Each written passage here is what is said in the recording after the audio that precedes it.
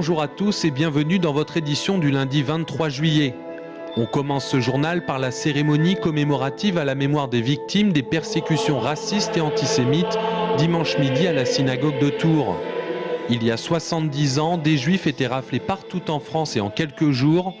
Plus de 11 000 étaient raflés à Paris et parqués dans le Vélodrome d'hiver.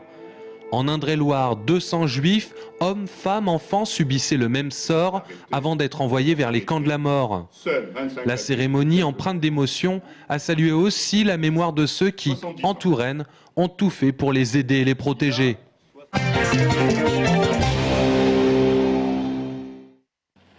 Antard est marqué à vie. Il a 19 ans en 1966 quand avec l'armée, il part pour le Pacifique. Là-bas, il contrôlera d'abord la radioactivité des populations locales et sera ensuite décontaminateur des avions sur la base aérienne d'Ao.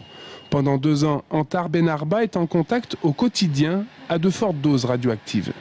Tous les militaires qui étaient sur la base de Ao se baignaient dans le lagon, et moi j'adorais ça, on rencontrait des petits requins, trucs comme ça, c'était sympa. La seule chose que je n'accepte pas, c'est qu'on mente. On ment parce qu'on n'a pas dit aux gens les risques qu'ils prenaient. On est responsable de ce qu'on a fait, et apparemment, tout le monde s'en défend. Moi je connais pas mal de personnes qui ont mon âge, qui sont décédées. De 1966 à 1990, l'État français procède à près de 200 essais nucléaires dans le Pacifique, 167 à Mururoa, 14 à Fangatofa. À l'époque, Antard est embarqué sur le navire le Shérif, bien souvent aux premières loges des essais nucléaires. Quand il était ici, on nous voyait « Ah, tu es sur le Shérif pourri !» Donc tout le monde nous connaissait. Et on a fait différents atolls. Non, on ne s'est pas bien comporté, il faut le dire. Non, c'est pas bien comporté. On ne disait pas la vérité. Et nous, on la connaissait pas, la vérité. La vérité, ce sont des milliers de Polynésiens irradiés et la quasi-totalité des militaires présents à l'époque dans les atolls. Depuis 6 ans, Antard se bat contre un cancer de la peau et aujourd'hui, à 64 ans, il ne se fait peu d'illusions, fataliste peut-être. Je sais que ma vie n'est plus très très longue, il faut être réaliste. J'ai du mal à respirer, j'ai du mal à... Je dors pas, j'en suis conscient. Qu'est-ce que je fasse? C'est tout, hein. Ouais. Je ne demande rien à personne, mais je veux seulement qu'on reconnaisse, qu'on dise la vérité. Et même si en 2010, le ministre de la Défense Hervé Morin avait promis des indemnisations pour les vétérans des essais, aujourd'hui, seuls 4 dossiers sur 720 ont été acceptés par le CIVEN, le comité d'indemnisation des victimes d'essais nucléaires. Antard, lui, ne demande aucune indemnisation, mais juste la vérité sur ses années passées là-bas, à 18 000 km de Paris.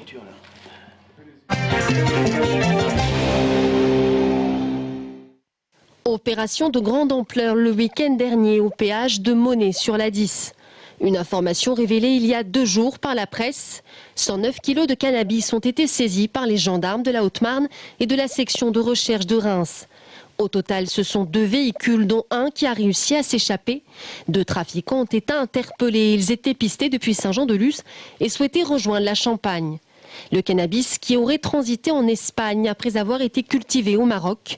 Ce sont 300 000 € de drogue qui ont été saisis. Les gendarmes recherchent toujours les occupants de l'autre véhicule.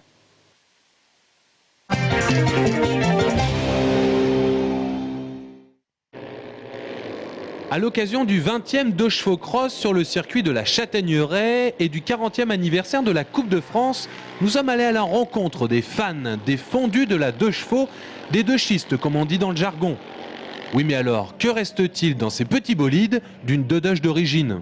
Il y a la caisse, châssis, les portes, mais le moteur, la voiture elle est complète, c'est une 2 chevaux, on pourrait dire d'aspect d'origine, et après c'est les réglages qui changent un petit peu l'esthétique de la voiture, quoi.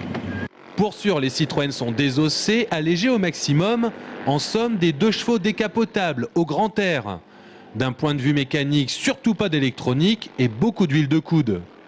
C'est de vérifier la voiture qu'il n'y ait jamais rien qui... Il y a toujours des boulons à resserrer, il y a toujours des surprises. Les chauffeurs qui soient en état surtout, parfois, ils sont fatigués, mais enfin, ça arrive à tourner quand même, hein. On se défend quoi. Sur un stand voisin, on se repose ou plutôt on se prépare mentalement pendant que Julien prépare le véhicule pour la manche suivante.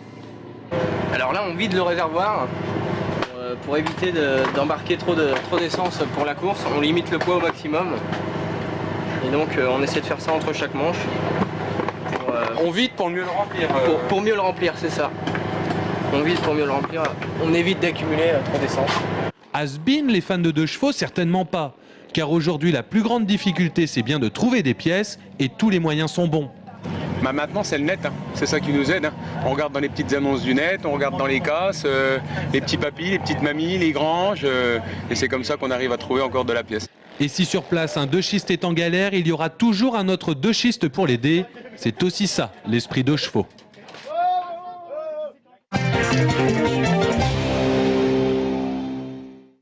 Et l'on termine cette édition par le bilan des coureurs tourangeaux et loir-et-chériens qui participaient au Tour de France 2012, remporté par le Britannique Bradley Wiggins. Déjà, que ce soit Jérémy Roy, Cyril Lemoine ou Brice Feillu, tous ont vu la ligne d'arrivée sur les Champs-Élysées hier après-midi. Le loir-et-chérien Brice Feillu, après une première semaine très difficile, finit 91e. Quant au tourangeau Cyril Lemoine, il termine son Tour 2012 136e à 3h23 du maillot jaune. Enfin, Jérémy Roy n'a pas connu la même réussite que l'an dernier en animant nombre d'échappées et termine le Tour de France à la 66e place.